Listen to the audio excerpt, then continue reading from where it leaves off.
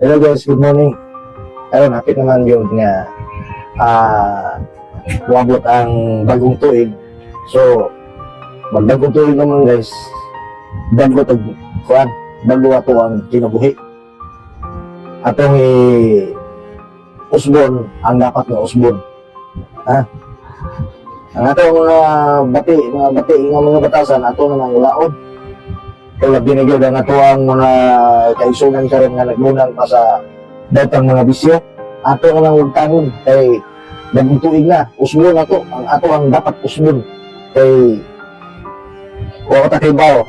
Kay nag-ingon ng Ginoo nga pagpukaw ka mo, so mo pasabot pagpukaw, kinahanglan magpukaw, magbago ta, magkuantas tong kinabuhi. Ug usay usbon ato nga kuan, nabati na kung mga batasan atong tangon. O na ito ang gapon kay karon o matagaybaw si Kristo nagsaad na siya, ubalik siya sa dili madugay, ubalik siya sa paghukom sa mga buhay ng natay. O matagaybaw kay ang pagbalik ni Kristo sama sa usa ka kawatan, sama sa usa ka kawatan kay wala kamasayod ug unsang orasa o usa adlaw nga mabot si Kristo. O na kinahanglan usbon ato ang ato ang mga dautan ng mga batasan, ang ato ang mga dautan gibuhat, ato nang wagtangon. Umpisal ta, umpisal ta. Kay muduot ta sa kanito sa simbahan. Umpisal ta para nga usbon nato ang ato ang kinabuhi. Kay bagong tuig, usbon na jud nato tanan. Wala nga guys, para sa mga atong mga kaigsunan karon nga nagpadayon ang Japon na ng dautang mga bisyo, ato na nang ugtangon. Sa Japon puli ana, sige mo balik ka ng kasala. Ugtangon na to. Atong mamaon nga si Kristo bumalik sa dili na dugay. Pero na may yan saan. Muna nga kinahanglan usbon na to, bagong tuig na. Patigbabaw na to ang gugma sa usa.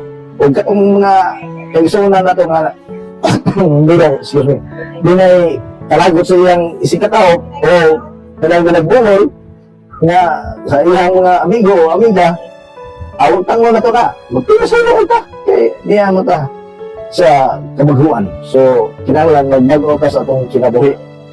Na, pasalo ato ang mga tao nga nakasala nimo. Mawag doon na, para maluwag, umatay mo guys, basta ang imong nakikalagot sa mga isikataw, kung taas ito yan nga pasaluon mo siya, murag mo ang inyong bidhan kung magpasalo ka sa mga isikataw. Pero doon na guys, na kinahanglan ang nakasala nimo pasaluon nimo. Dawata siya sa gugma. Kaya iyon ang Ginoo nga pag hinigugma ay ka mo, susagusa, sama nga si Kristo nga nahigugma ka nimo. Wala, kaya kung sa gugma ni si Kristo, napakamatay siya tungkol sa atong mga sala. Ang ato ang sala mo ay gipangapatian ni Kristo Kristo. Mo yun ato ang guys, naon. Ang hining atong mga sala ditubos na ni Kristo dito sa cross. Kaya pait ang kahintang ni Kristo dito sa cross. Kaya ikaw magpadayon ang gapong pakasala. Huwag ka nga na kay wow, usaan yung mga higayon na wata kay bao. O matapos akong kinabuhi. Kaya kita, lumulabay na tayo ng kalibutan na. Wala nga, kinahanglan, usbon, ang dapat usbon. Alaon na to, ang katong nakasala, pasay lua. Sa kinasing-kasing. Bawal yun na guys. Kung nga, katong mga kaigsunan nga, ato ang mga kaigsunan nga daghang mga bandi, isa ninyo sa inyong, sa atong mga kaigsunan nga na kinahanglan. Kaya kanang mga bandi na to, di na to magdalas langit. Bawal din na.